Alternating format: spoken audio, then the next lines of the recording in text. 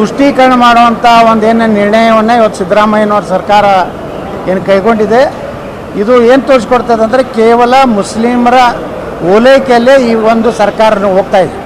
10,000 ಕೋಟಿ ಕೊಡ್ತೀನಿ, ಮುಸ್ಲಿಮರಿಗೆ ಪ್ರತ್ಯೇಕವಾಗಿ ನಾನು ಗುತ್ತಿಗೆ ಇದರಲ್ಲಿ 4% ಕೊಡ್ತೀನಿ, ಇವೆಲ್ಲ ಸಂವಿಧಾನ ವಿರೋಧಿ ಆದಂಥ ನೀತಿ. ಯಾಕಂದರೆ ಬಾಬಾ ಸಾಹೇಬ್ ಅಂಬೇಡ್ಕರ್ ಅವರು ಮೊದಲು ಯಾರು ಹೇಳಿದರು ಏನಂದರೆ ಅಲ್ಪಸಂಖ್ಯಾತ ಇಲಾಖೆನೇ ಇರಬಾರ್ದು ಅಂತೇಳಿ.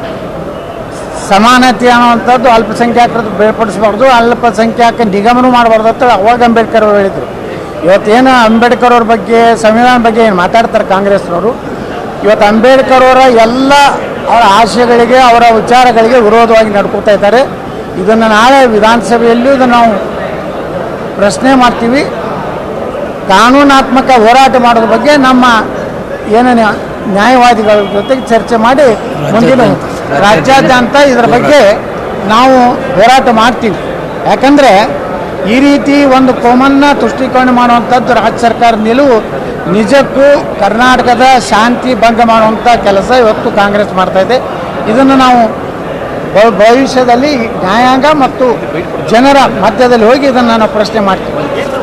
ಸರ್, ಇನ್ನೊಂದು ವಿಚಾರ ಸರ್, ಈಗ ನೀವು ಸಭೆ ಮಾಡಿದ್ರಿ ಲಿಂಗಾಯತ ಸಭೆನ, ಆದರೆ ವಿಜೇಂದ್ರ ಹೇಳಿದ್ದಾರೆ ಯಾರು ಸಭೆಯನ್ನು ಲಿಂಗಾಯತರ ಹೆಸರು ಮಾಡ್ತಾ ಇದ್ದಾರಲ್ಲ ಅವ್ರು ಬೀದಿಲಿ ಮಾಡ್ತಿರೋ ಬೀದಿ ಜನಕ್ಕೆ ಗೊತ್ತಾಗಲ್ಲ, ಗೊತ್ತಿಲ್ಲ ಅನ್ನೋ ಲೀಡರ್, ಅಂದರೆ ಅವ್ರಂತ ದೊಡ್ಡ ಲೀಡರ್ ಅಲ್ಲ ಅನ್ನೋ ಮಾತನ್ನು ಹೇಳಿದ್ರು ಸರ್ ವಿಜೇಂದ್ರ. ನಿನ್ನೆ ಕೂತವ್ರಲ್ಲಿ ದೊಡ್ಡ ಲೀಡರ್ ಇದ್ದಾರೆ ಏನ್ರಿ? ಆ ಸ್ವಾಮಿಗಳು ಯಾರು ಅವ್ರು ಯಾವ ಡ್ರೆಸ್ ಹಾಕಿದ್ರು ಆ ಸ್ವಾಮಿಗಳು ಮುಖನೇ ನೋಡಿರಲಿಲ್ಲ, ಎಲ್ಲ ರೆಡಿಮೇಡ್ ಹಾಕ್ಕೊಂಡು ಬಂದು ಕೂತಿದ್ರು. ಅಲ್ಲಿ ಯಾರೋ ಒಬ್ಬರು ಪ್ರತಿಷ್ಠಿತ ಸ್ವಾಮಿಗಳು ಇರಲಿಲ್ಲ, ಪ್ರತಿಷ್ಠಿತ ವ್ಯಕ್ತಿಗಳಿರಲಿಲ್ಲ.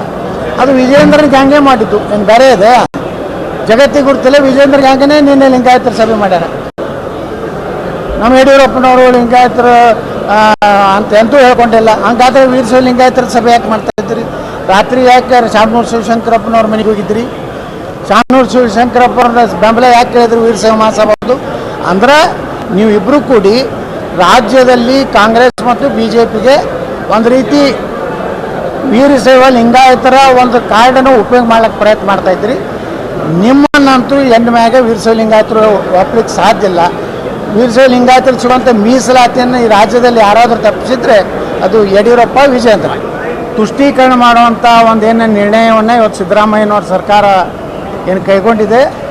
ಇದು ಏನು ತೋರಿಸ್ಕೊಡ್ತದೆ ಅಂದರೆ ಕೇವಲ ಮುಸ್ಲಿಮರ ಓಲೈಕೆಯಲ್ಲೇ ಈ ಒಂದು ಸರ್ಕಾರ ಹೋಗ್ತಾ ಇದೆ. 10,000 ಕೋಟಿ ಕೊಡ್ತೀನಿ, ಮುಸ್ಲಿಮರಿಗೆ ಪ್ರತ್ಯೇಕವಾಗಿ ನಾನು ಗುತ್ತಿಗೆ ಇದರಲ್ಲಿ 4% ಕೊಡ್ತೀನಿ, ಇವೆಲ್ಲ ಸಂವಿಧಾನ ವಿರೋಧಿ ಆದಂಥ ನೀತಿ. ಯಾಕಂದರೆ ಬಾಬಾ ಸಾಹೇಬ್ ಅಂಬೇಡ್ಕರ್ ಅವರು ಮೊದಲು ಯಾರು ಹೇಳಿದರು ಏನಂದರೆ ಅಲ್ಪಸಂಖ್ಯಾತ ಇಲಾಖೆನೇ ಇರಬಾರ್ದು ಅಂತೇಳಿ. ಸಮಾನತೆ ಅನ್ನುವಂಥದ್ದು ಅಲ್ಪಸಂಖ್ಯಾತರದ್ದು ಬೇರ್ಪಡಿಸಬಾರ್ದು, ಅಲ್ಪಸಂಖ್ಯಾತ ನಿಗಮನೂ ಮಾಡಬಾರ್ದು ಅಂತ ಅವಾಗ ಅಂಬೇಡ್ಕರ್ ಅವರು ಹೇಳಿದರು. ಇವತ್ತೇನು ಅಂಬೇಡ್ಕರ್ ಅವ್ರ ಬಗ್ಗೆ ಸಂವಿಧಾನ ಬಗ್ಗೆ ಏನು ಮಾತಾಡ್ತಾರೆ ಕಾಂಗ್ರೆಸ್ನವರು, ಇವತ್ತು ಅಂಬೇಡ್ಕರ್ ಅವರ ಎಲ್ಲ ಅವರ ಆಶಯಗಳಿಗೆ ಅವರ ವಿಚಾರಗಳಿಗೆ ವಿರೋಧವಾಗಿ ನಡ್ಕೋತಾ ಇದ್ದಾರೆ. ಇದನ್ನು ನಾಳೆ ವಿಧಾನಸಭೆಯಲ್ಲೂ ಇದನ್ನು ನಾವು ಪ್ರಶ್ನೆ ಮಾಡ್ತೀವಿ. ಕಾನೂನಾತ್ಮಕ ಹೋರಾಟ ಮಾಡೋದ್ರ ಬಗ್ಗೆ ನಮ್ಮ ಏನೇನು ನ್ಯಾಯವಾದಿಗಳ ಜೊತೆಗೆ ಚರ್ಚೆ ಮಾಡಿ ಮುಂದಿನ ರಾಜ್ಯಾದ್ಯಂತ ಇದರ ಬಗ್ಗೆ ನಾವು ಹೋರಾಟ ಮಾಡ್ತೀವಿ. ಯಾಕಂದರೆ ಈ ರೀತಿ ಒಂದು ಕೋಮನ್ನ ತುಷ್ಟೀಕರಣ ಮಾಡುವಂಥದ್ದು ರಾಜ್ಯ ಸರ್ಕಾರ ನಿಲುವು ನಿಜಕ್ಕೂ ಕರ್ನಾಟಕದ ಶಾಂತಿ ಭಂಗ ಮಾಡುವಂಥ ಕೆಲಸ ಇವತ್ತು ಕಾಂಗ್ರೆಸ್ ಮಾಡ್ತಾಯಿದೆ. ಇದನ್ನು ನಾವು ಭವಿಷ್ಯದಲ್ಲಿ ನ್ಯಾಯಾಂಗ ಮತ್ತು ಜನರ ಮಧ್ಯದಲ್ಲಿ ಹೋಗಿ ಇದನ್ನು ನಾವು ಪ್ರಶ್ನೆ ಮಾಡ್ತೀವಿ. ಸರ್, ಇನ್ನೊಂದು ವಿಚಾರ ಸರ್, ಈಗ ನೀವು ಸಭೆ ಮಾಡಿದ್ರಿ ಲಿಂಗಾಯತ ಸಭೆನ, ಆದರೆ ವಿಜೇಂದ್ರ ಹೇಳಿದ್ದಾರೆ ಯಾರು ಸಭೆಯನ್ನು ಲಿಂಗಾಯತರ ಹೆಸರು ಮಾಡ್ತಾ ಇದ್ದಾರಲ್ಲ ಅವ್ರು ಬೀದಿಲಿ ಮಾಡ್ತಿರೋ ಬೀದಿ ಜನಕ್ಕೆ ಗೊತ್ತಾಗಲ್ಲ, ಗೊತ್ತಿಲ್ಲ ಅನ್ನೋ ಲೀಡರ್, ಅಂದರೆ ಅವ್ರಂತ ದೊಡ್ಡ ಲೀಡರ್ ಅಲ್ಲ ಅನ್ನೋ ಮಾತನ್ನು ಹೇಳಿದ್ರು ಸರ್ ವಿಜೇಂದ್ರ. ನಿನ್ನೆ ಕೂತವ್ರಲ್ಲಿ ದೊಡ್ಡ ಲೀಡರ್ ಇದ್ದಾರೆ ಏನ್ರಿ? ಆ ಸ್ವಾಮಿಗಳು ಯಾರು ಅವ್ರು ಯಾವ ಡ್ರೆಸ್ ಹಾಕಿದ್ರು ಆ ಸ್ವಾಮಿಗಳು ಮುಖನೇ ನೋಡಿರಲಿಲ್ಲ, ಎಲ್ಲ ರೆಡಿಮೇಡ್ ಹಾಕ್ಕೊಂಡು ಬಂದು ಕೂತಿದ್ರು. ಅಲ್ಲಿ ಯಾರೋ ಒಬ್ಬರು ಪ್ರತಿಷ್ಠಿತ ಸ್ವಾಮಿಗಳು ಇರಲಿಲ್ಲ, ಪ್ರತಿಷ್ಠಿತ ವ್ಯಕ್ತಿಗಳಿರಲಿಲ್ಲ.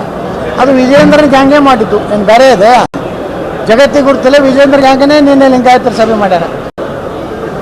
ನಮ್ಮ ಯಡಿಯೂರಪ್ಪನವರು ಲಿಂಗಾಯತರ ಅಂತ ಎಂತೂ ಹೇಳ್ಕೊಂಡಿಲ್ಲ. ಹಂಗಾದ್ರೆ ವೀರಶೈವ ಲಿಂಗಾಯತರ ಸಭೆ ಯಾಕೆ ಮಾಡ್ತಾ ಇದ್ರಿ? ರಾತ್ರಿ ಯಾಕೆ ಶಾಮನೂರು ಶಿವಶಂಕರಪ್ಪನವ್ರ ಮನೆಗೆ ಹೋಗಿದ್ರಿ? ಶಾಮನೂರು ಶಿವಶಂಕರಪ್ಪನ ಬೆಂಬಲ ಯಾಕೆ ಹೇಳಿದ್ರು ವೀರಶೈವ ಮಹಾಸಭಾದು? ಅಂದ್ರೆ ನೀವು ಇಬ್ಬರು ಕೂಡಿ ರಾಜ್ಯದಲ್ಲಿ ಕಾಂಗ್ರೆಸ್ ಮತ್ತು BJPಗೆ ಒಂದು ರೀತಿ ವೀರಶೈವ ಲಿಂಗಾಯತರ ಒಂದು ಕಾರ್ಡನ್ನು ಉಪಯೋಗ ಮಾಡ್ಲಿಕ್ಕೆ ಪ್ರಯತ್ನ ಮಾಡ್ತಾಯಿದ್ರಿ. ನಿಮ್ಮನ್ನಂತೂ ಎಂದ ಮ್ಯಾಗೆ ವೀರಶೈವ ಲಿಂಗಾಯತರು ಒಪ್ಪಲಿಕ್ಕೆ ಸಾಧ್ಯ ಇಲ್ಲ. ವೀರಶೈವ ಲಿಂಗಾಯತರು ಸಿಗುವಂಥ ಮೀಸಲಾತಿಯನ್ನು ಈ ರಾಜ್ಯದಲ್ಲಿ ಯಾರಾದರೂ ತಪ್ಪಿಸಿದ್ರೆ ಅದು ಯಡಿಯೂರಪ್ಪ ವಿಜೇಂದ್ರ.